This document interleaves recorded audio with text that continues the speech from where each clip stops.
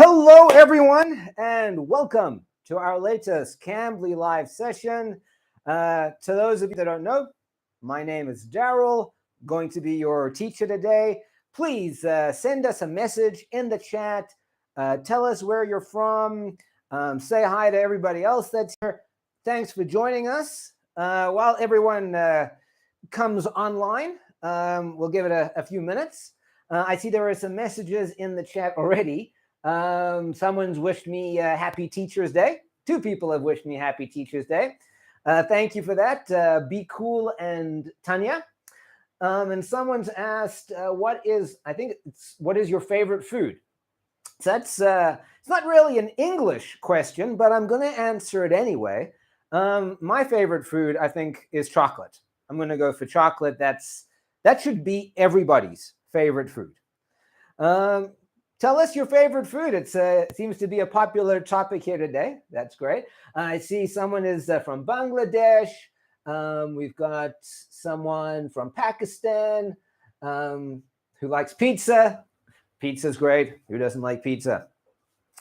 All right. While we're still waiting for everyone to join, what are we doing today? Today is a number one of a two-part session. We're going to be going through characters. Now, we went through characters in another session. Remember that there are lots of Cambly live sessions from me and from other tutors. There's a whole playlist on Cambly, so go check it out, and you can see lots of different things.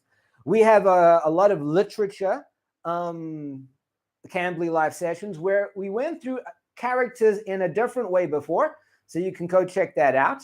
But today, we're going through characters from a different perspective. Oh, I see some more messages.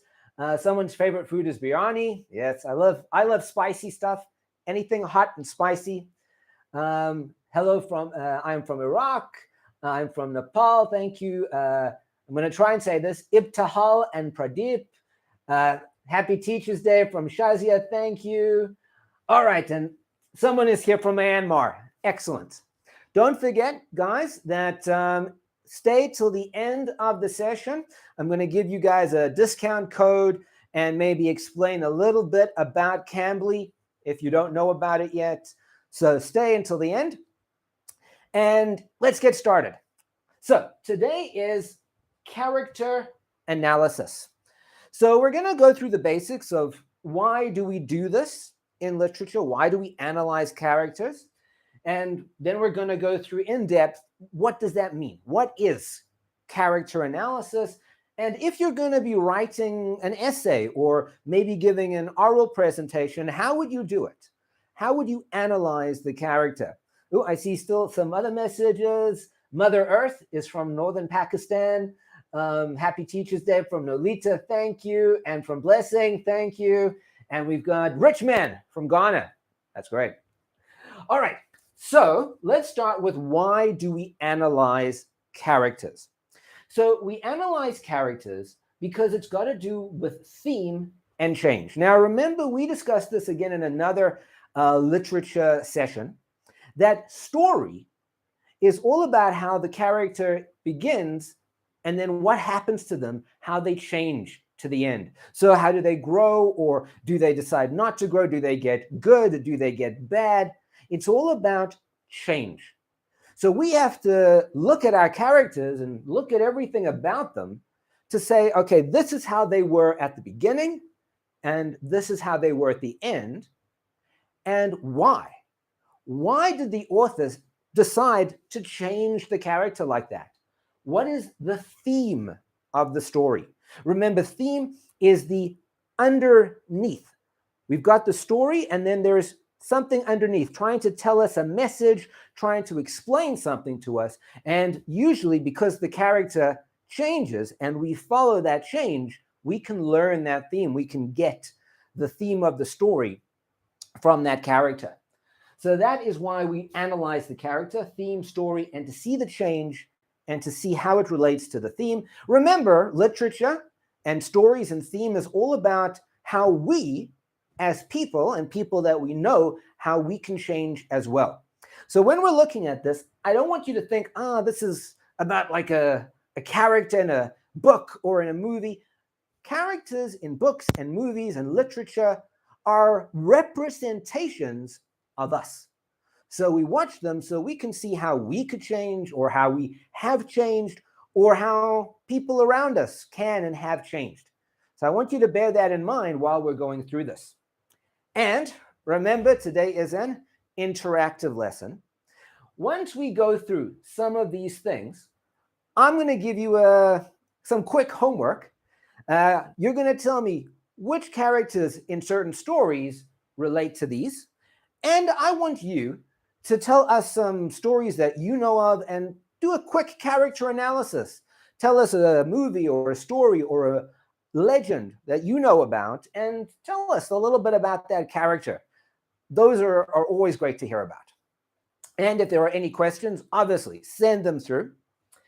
All right, so we're gonna start with roles of characters. Now, like I said before, in our other Cambly live session about characters, we discussed the different types of characters. We looked at things like the fun guy and the professor, the smart guy.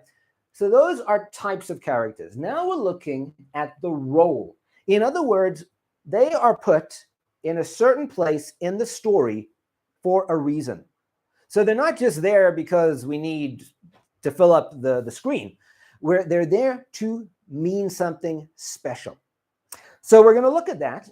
And what we're going to do today, actually, is look at some protagonists. Protagonist, it's a nice big word, and I love that word, is another word for the hero. So if we look at protagonist, we can say this is the hero. Now, that doesn't mean that it's like a superhero, or they're always going to do the right thing, or that they're always going to be good. It just means we are following their story. Whatever that story is, sometimes if it's a good story, maybe we're following them doing something bad, but we understand them. They are the protagonist. And today we're going to go through, after all of this, some very famous protagonists from books, maybe some from movies, and do a quick little analysis of them. Then obviously we have the antagonist. Now, antagonist, people will usually say is the bad guy, but again, that makes us think that this is very clear-cut, good and bad, superhero, bad guy, and they're going to fight. And it's not always like that. The antagonist is just the thing stopping the protagonist. So if the story is about the hero, the protagonist wants to get to the top of a mountain. The antagonist could be the mountain. It's high. It's dangerous. There's lots of stuff on it. Maybe the antagonist is an animal on the mountain that he has to get around. So it doesn't mean it's a bad guy that's trying to do bad things. It's the thing or the person that is stopping the protagonist. And what we're going to do in our second session of this, which is going to be in November, we're going to look at character analysis of some famous antagonists. So, for example, a famous antagonist would be Darth Vader from Star Wars, or Lord Voldemort from Harry Potter. So those are famous antagonists, and we're going to go through those in our next session. All right, so we've got the hero, protagonist, bad guy, antagonist. Now, the next question when we're analyzing the character is it a major character or is it a minor character? Major, let's think of a box. Major is an important, big box. So this person maybe is not the protagonist, but they're an important part of the story for the protagonist. So let's think of an example here. I don't want to give anything away, but let's think of Spider-Man. So Spider-Man is obviously the hero. He's the protagonist. But MJ in the movies, his girlfriend, is a major character. She's not just a side character. She impacts the plot in a big way.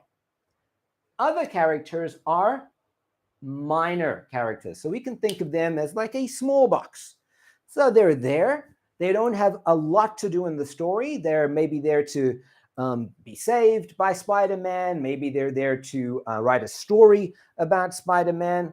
That's it. So they don't play a big role. They play a small role, but they're there. And if we're going to do a character analysis, we have to know, is it a big part of the story or a small part of the story? Then we have a foil. Now, a foil is another word for an opposite. An opposite. So if we have, let's think of Harry Potter again. So we've got Harry, and there's another character that is very, it's the same age, just in a different house, and I'm sure you guys can guess who it is by now. I'm going to say that Draco is Harry's foil because they both have family issues. They both are on the same age. They've seen everything together, but they react differently. So Harry wants to do the right thing, and Draco struggles to do the right thing because he wants to please his family. So why do we have a foil as a character? It allows us to see how our character reacts to things. So when they're fighting and talking, we see how they react to other people. So Harry will be friendly, Draco will be mean. And that's a big difference. And that allows us to see what Harry's character is. And because Draco's a well-written character, we do get to learn about him as well. So that is a foil. That is an opposite. It allows us to see the main character better. Then we have a mirror. Now, obviously, like a mirror, the mirror is the same. So whereas the foil is the opposite, the mirror is the same character. Now, let's think of a totally different story. Let's say that we have a story about a guy, and I think we've discussed this kind of story before. Maybe it's a drug addict. And the story is about how the guy wants to get off drugs. That's his story. That's his theme and his change. Now, in the story, if he sees another drug addict, that can be the mirror because we see what the drug addict, our main character, could become. Maybe that drug addict doesn't change, doesn't get off the drugs. His life goes down and maybe he dies, who knows?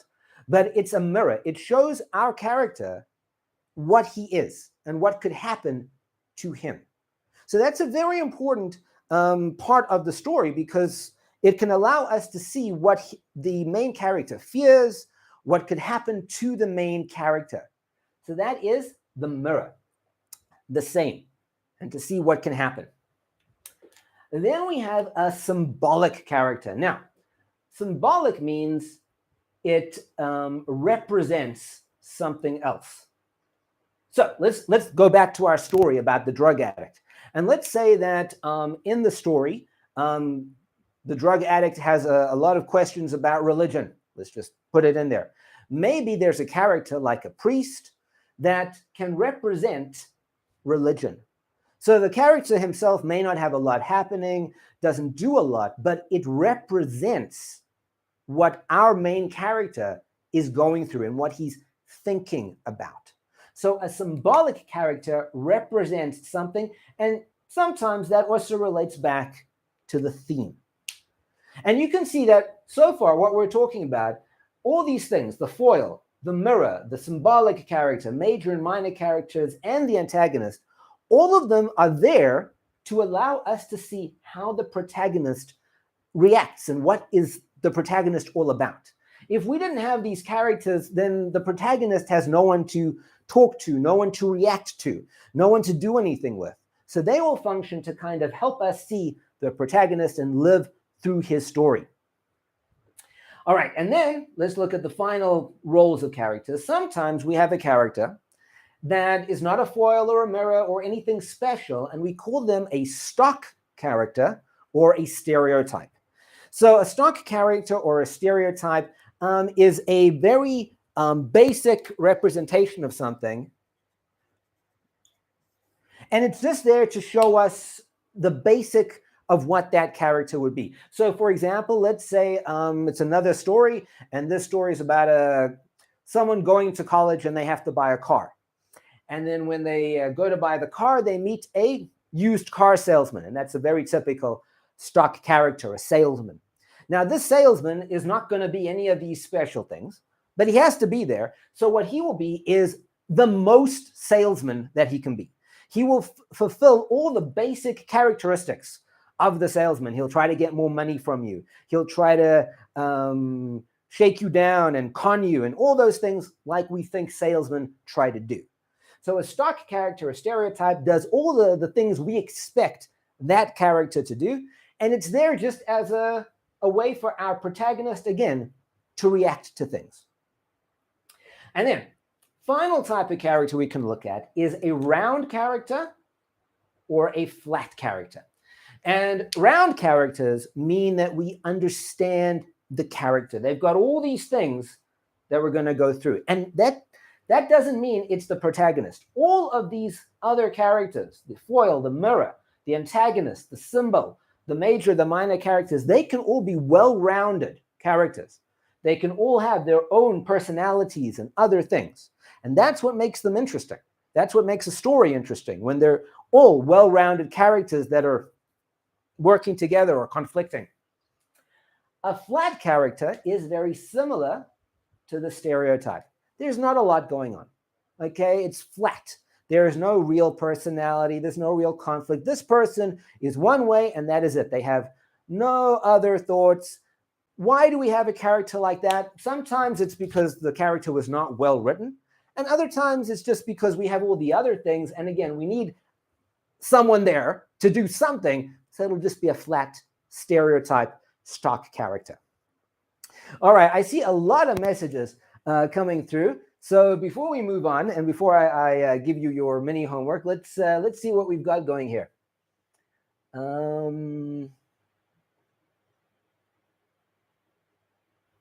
Okay.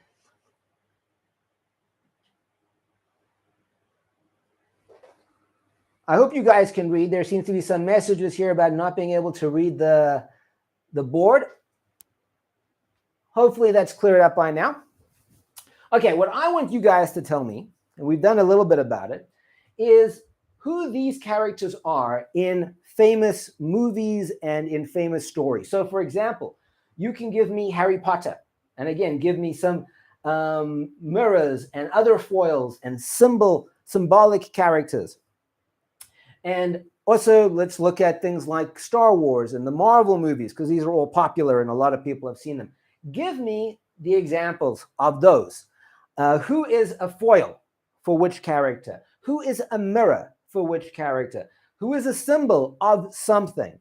And then we're going to take a look at that after we go through our character analysis. Okay, so we looked at the roles of characters. Now we're going to look at what makes a character. So these are all the things, well, most of the things, that make a character. Now, I've written here, is it good or bad? Because, remember, a good protagonist or an antagonist can have all of these things. You want all your characters to be well-rounded. You want all your characters to have all of these things because that makes them interesting. Always remember that a character, we should understand them. We don't have to like them. We don't have to agree with them, but we have to understand why they do things, and that comes from knowing about them.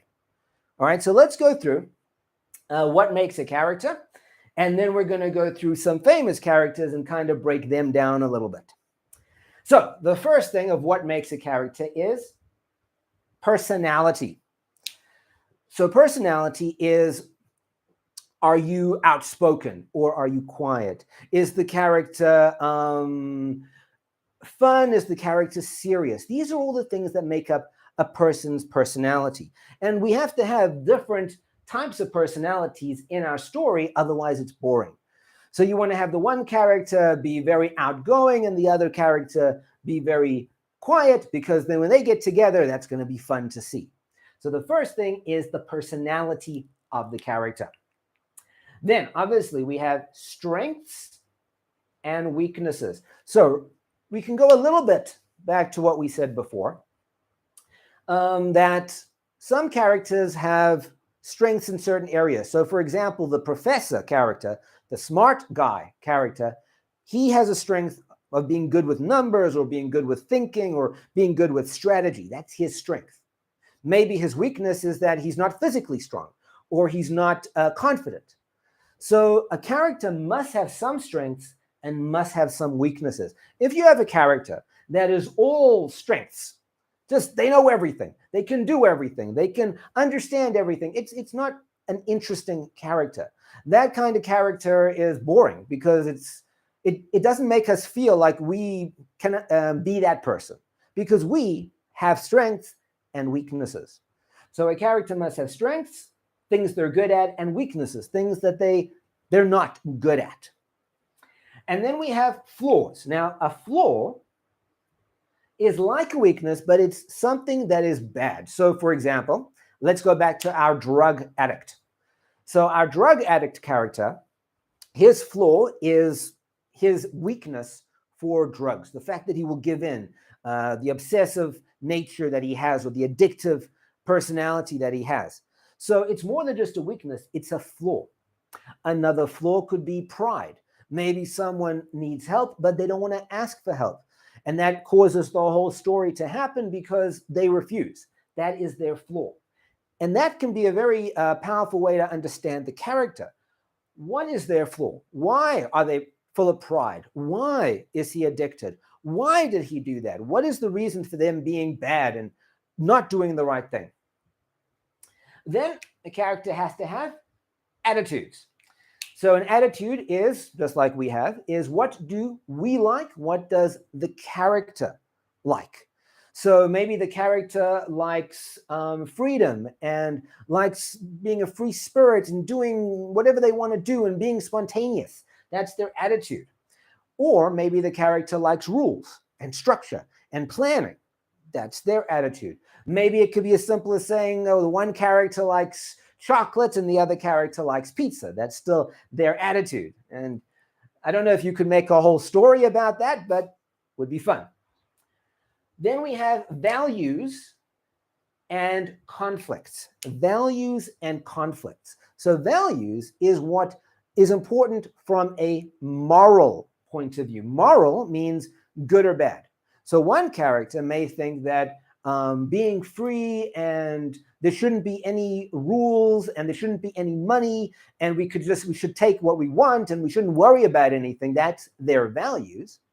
Another person may think, no, stealing is wrong. We need rules. We need structure. We need the government. So they're very different values. And knowing the character's values allows us to know what they're about. And that creates conflicts. So let's take that character that is very free and they just want to be able to take what they want and live their life and be happy about it. But that's going to cause a conflict because they can't do that. How are they going to be free but still live in society that has rules? So that's going to create conflict for them. Then characters need to have goals and dreams. Goals and dreams. And that can actually make a character so interesting. I will give you a good example here. So there used to be a series many years ago on television. Maybe you guys have heard of it. It was called Masters of the Universe.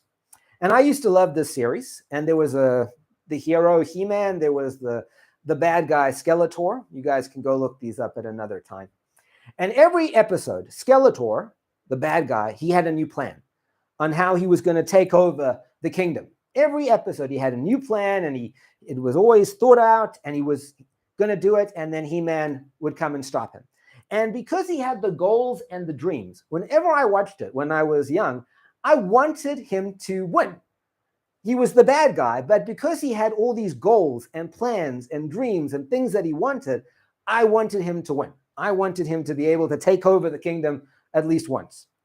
So goals and dreams from the character is very important. It allows us to understand what they want. Whether it's as simple as getting off the drugs, or maybe the character wants to find the woman that they love, or maybe the character, she wants to go to college. That's their goal. That's their dream. And that will allow us to understand what they want and identify with them. And that can usually link back again to the theme. All right, then another part of character is their importance in society.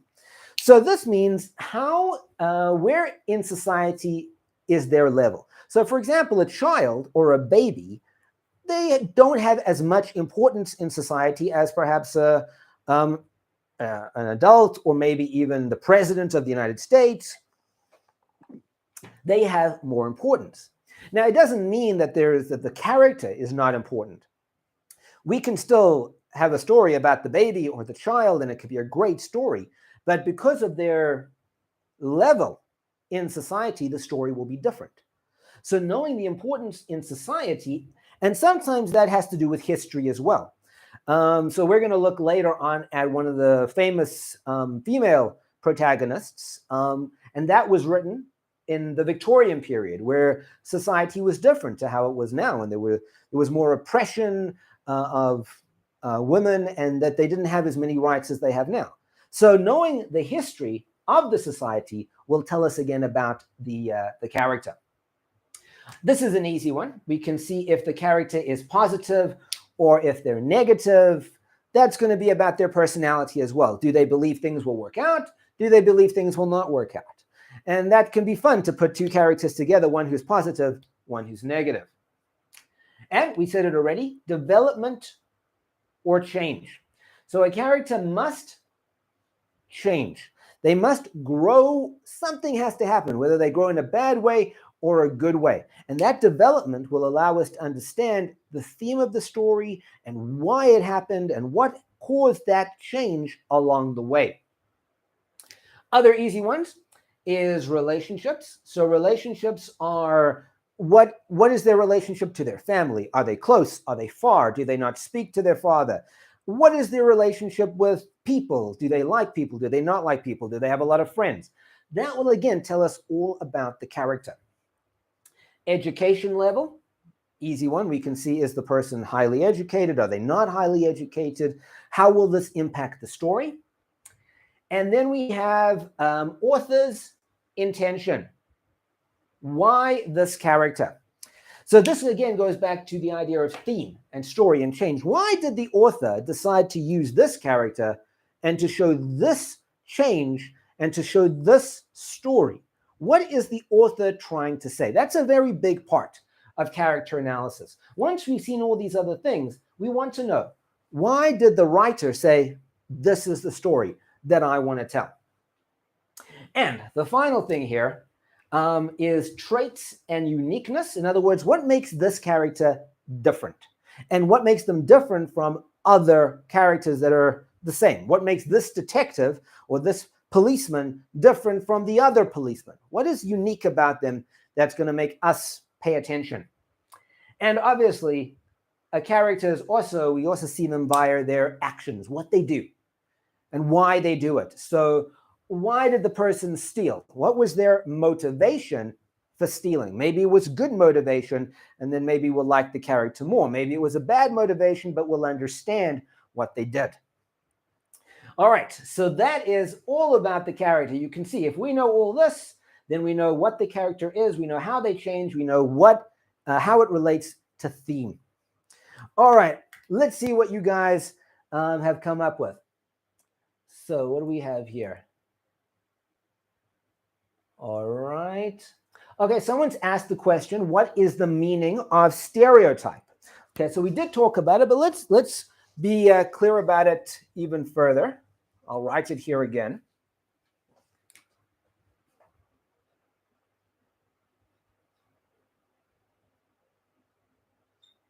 Stereotype.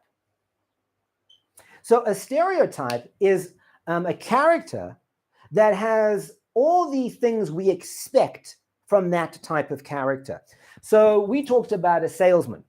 When we go to buy a car or to buy a house or to buy something where we have to negotiate, we have this picture in our head of what a salesman will be. They will be good with numbers. They'll be fast talking. They'll try to get money out of us. They'll try to trick us. That's what we think, maybe. I mean, I'm not saying all salesmen are like that. I'm saying that's what we think is the stereotype. Now, there could be other stereotypes. Let's talk about a teacher. So even if I do it, even though I am a teacher, when I think of a teacher, I think of a classroom and the teacher is strict, and I think of the teacher giving homework and being hard about it and punishing the students, even though I don't do that, even though not all teachers do that. That is a stereotype. It's what we expect from that character. And we use them because sometimes we need to have a quick character that we understand. So if our character is a child and we want them to get over, they are nervous in class and we want them to get over that. We want them to achieve standing up for themselves in class. We're going to put the stereotype teacher there that's going to be hard and strict and come down on the student so that the student can not hit. That was the wrong movement. So the student can rise up and speak up for themselves and change. So we need a character there to just kind of work against the protagonist. That's why we have the stereotype. That was a great question. Thank you. I'm going to try this. Why? Okay. What else do we have here?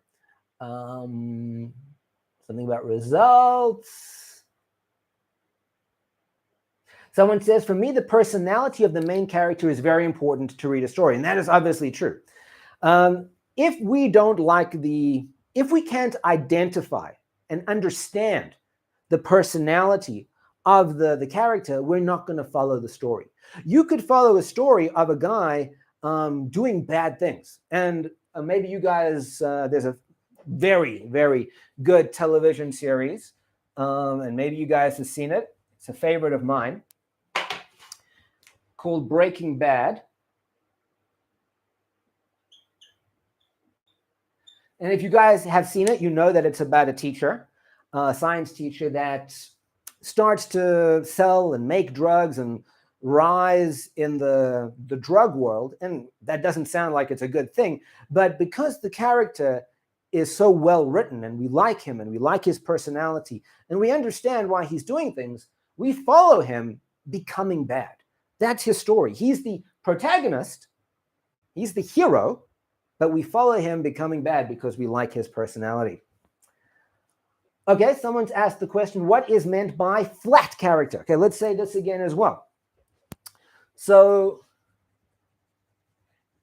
if we think of a character that has all of these things, they have personality, strength, attitudes, goals, dreams, they change, we see them in different relationships. We understand their history. That's a well-rounded character. We understand that character very well. A flat character has nothing. They are a line. They don't have all of the stuff. They're a line. They're nothing. They are there just to say things or just to react in a certain way. So a flat character, we can even say, has no real personality. They don't exist other than to just be there, just react, just say something. They're very, very flat. A great example of a flat character that we will often see in movies and stories is like a waiter or a bartender. They're not there to really push the story forward and react in a lot of ways, but a lot of stories happen in restaurants and they happen in bars. So you need to have a bartender or a waiter, and they're flat. They have no personality. They are there just to react, just to do things for the story. All right, I think now let's go through some famous characters. See how many we can get through. We're going to get through at least 3 or 4, I think, or at least 2 or 3. And we're going to try to break them down in a short way, according to this, or some of this, not all of this. So the characters I want to do, very famous characters, is Sherlock Holmes. We all know Sherlock Holmes. And the other character we're going to do is Jane Eyre. You guys may have heard of that. That's a very famous book from the Victorian period. I'll tell you the story quickly anyway. But let's look at Sherlock Holmes first. We all know Sherlock Holmes. He's one of the, they say that Sherlock Holmes is the most adapted character. In other words, there are so many movies and other books and comics and television series about him. He is the most adapted character. Everyone wants to write something about Sherlock Holmes. So let's talk about his personality. And if you guys want, you can send what you think you know about Sherlock Holmes, what his personality is, what his flaws are, strengths, etc., etc. You can send that as we go through it. So I would say for Sherlock Holmes, the first strength he has, obviously, is attention to detail. So he can look at a room and he can see everything. And he can know who the murderer is very quickly because he sees things, he understands things. Very good attention to detail. But one weakness he has, or one flaw that he has, is he is arrogant. So arrogant obviously means that he thinks he's better than everybody else. Sherlock Holmes characters and characters that are based on Sherlock Holmes usually think they're better, they know everything, know more than everybody else, so they're arrogant. And that's actually good. Remember, we said that a character cannot just be strengths. They need to have weaknesses. They need to have flaws. The fact that he's arrogant kind of makes us like him a little bit more because we understand where he's coming from. He has attention to detail. He can see all this stuff. He thinks he's better than everybody. So he's arrogant. Another flaw that the original character had, and many people don't know this, the original character was addicted to heroin. If I remember, heroin. He was a drug addict. And he needed to have his little fix every now and then because, again, he had a high need for stimulation. So that is another flaw that he had. Why do we think the author wrote Sherlock Holmes as the way he did it? A person that's got attention to detail, arrogant, it's a drug addict maybe. What do we think is the author's intention? I want you guys to try this one. So tell us, why did the author write Sherlock Holmes as this character? Okay, and also, if you can think about it, tell me, do you think Sherlock Holmes ever changes or develops as a character? So I want you to think about that and send us the answers while we look at Jane Eyre and just talk a little bit about her.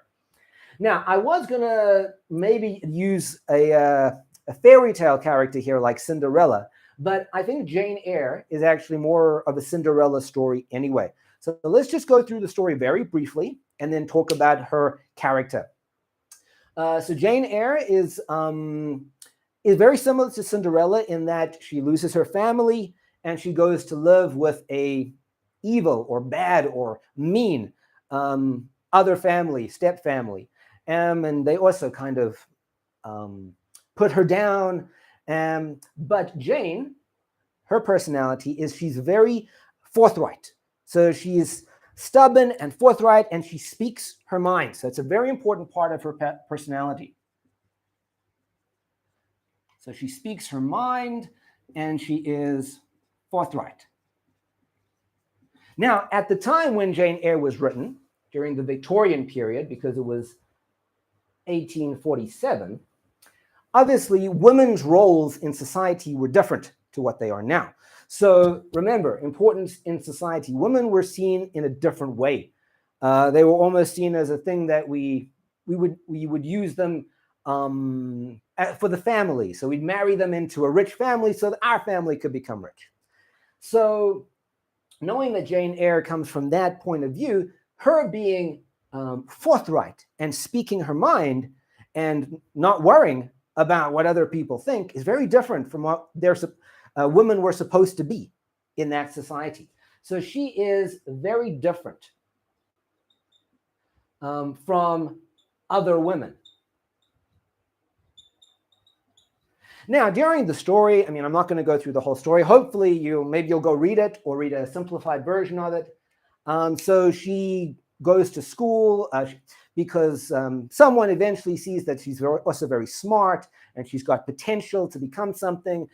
She goes to school. She obviously falls in love with someone, but even though he returns her feelings, he wants to marry someone else because of, like we said, family connections and rising in society. So that's where the conflict comes from. That even though there is the love between them, he wants to marry this other girl because his family wants it, he wants it because he wants to rise, and there's a lot of conflict there. And I don't think I'm going to tell you the ending. I think you guys should go figure it out. Maybe I'll tell you the ending at the end of the story, end of the lesson. But what do you think, again, is the author's intention? Why did he write Jane Eyre like this? As the speaks her mind, forthright, different kind of woman. And you don't know how she changes, obviously, but what she has to learn is to balance her temper and her passion in order to get what she wants and not always be so forthright. So that's how she changes. She learns balance. So you tell me, I'm going to go now to the chat about Sherlock Holmes. Why did the author write Jane Eyre like that? All right, let's look at the story. What do we have here? Oh, we got some questions here. My question is, if traits and flaws could be part of a protagonist and antagonist, and how can we find that this is protagonist and that is antagonist? Okay, this is a good question. You guys can carry on answering that while I answer this. So the question is, if both the protagonist and the antagonist, they have traits and personalities and they're well-rounded characters, how do I know that this is the protagonist and this is the antagonist? So remember that the protagonist is who we follow in the story. It doesn't mean they're a good person. It just means we follow them in the story. So for example, we were looking at Breaking Bad. So there, the protagonist is actually a guy that starts to sell drugs, make drugs, creates a drug empire. It's not really the best thing, but we follow his story because he's the protagonist. So the other people that he meets that are going to try to stop him creating an empire, they could be the police, they could be other drug dealers. They're the antagonists. They're trying to stop the protagonist. So whatever the protagonist wants, the antagonist is trying to stop it. Let's think of a superhero movie. So usually there, the protagonist is the hero. What does the protagonist want? The protagonist wants peace. He wants the world to be safe. The antagonist usually wants to stop that. The antagonist usually wants the world, wants to do something to the world, take over the world, make things unsafe. So that's conflicting with what the protagonist wants, which is everyone to be happy and be safe. So the protagonist is who we follow, how we see their story, and anything that stops them is the antagonist. Okay, we got another question. How would you describe narcissistic characters, and whom do we call as narcissists? That's a big word. I love this word. I'm going to write it down. So a narcissist, I have to check my spelling actually. Okay, hopefully my spelling is correct there. So a narcissist is someone that we could think of them as being very self-centered. So they think of themselves all the time. Everything is about them. Everything's about them. They are the best. They are the most beautiful. It actually comes from a Greek legend, Narcissus, who fell in love with himself. He thought he was so beautiful that he fell in love with his own reflection. He was looking at some water, and he was looking at himself, and he was thinking, I am so handsome. I am so beautiful, that he just stopped that way. He stopped and couldn't move from looking at himself. And then one of the gods, I forget who it was, decided to turn him into a flower as punishment for loving himself so much. And there's a flower called the narcissus, I think, that kind of goes over water like this and looks at itself. So a narcissist is someone that loves themselves, thinks about themselves as being the best. Now, that sounds like someone that's arrogant. Someone that's arrogant thinks that they know everything, maybe even about a certain topic. It doesn't mean they think that they are the best and that everything revolves around them only. So if we look at Sherlock Holmes, he's arrogant. Yes, he knows everything. All right, he knows everything, but he knows that crimes happen about other people. So murders and thieves and whatever, it's happening. There are other people in the world that are important. He knows that. He understands that. He may think he knows more than they do, but he understands there are other people in the world and that they matter in some way. We need to find the killer. A narcissist doesn't really think other people matter. They are the most important thing in the world. All right, that was an interesting question. Thank you. Ooh, I can't say that. That's not. I can't. But thank you for the question. All right, Murray likes both Sherlock Holmes and Jane Eyre. Yes, I do too. Someone has asked, how can we analyze personality? It's a good question as well. I think we'll make that our final question for the day. So an easy way to analyze personality is adjectives. It's a good starting point. So we can use lots of adjectives to describe a person. Look at what we did with Sherlock Holmes. We've got arrogant. We could even put other things there as well, like smart, intelligent. We could say sometimes he is, what's the word? Absent-minded. So sometimes he focuses so much on the crime, he doesn't understand what else is happening in the world. Maybe someone likes him romantically, but he won't see it because he's just focused on the crime. So that's his personality. Those are his adjectives: arrogant, intelligent, absent-minded, focused. If we look at Jane Eyre, her adjectives: she's forthright, she's passionate, she wants things, she knows what she wants, she's determined. So those are her adjectives. That's her personality. And you could list about 8 to 10 adjectives about a character. That's their personality. You could do it about yourself as well, or people that you know. That's their personality. They're stubborn, they're free, they're fun, they're serious. So that's the way to analyze personality. All right, then let's look at our two guys here, Sherlock Holmes and Jane Eyre, and what was the author's intention for them. So I'm going to look at Sherlock Holmes first. I think the reason Sherlock Holmes author Arthur Conan Doyle, I think the reason he wrote Sherlock Holmes this way, his intention was to entertain.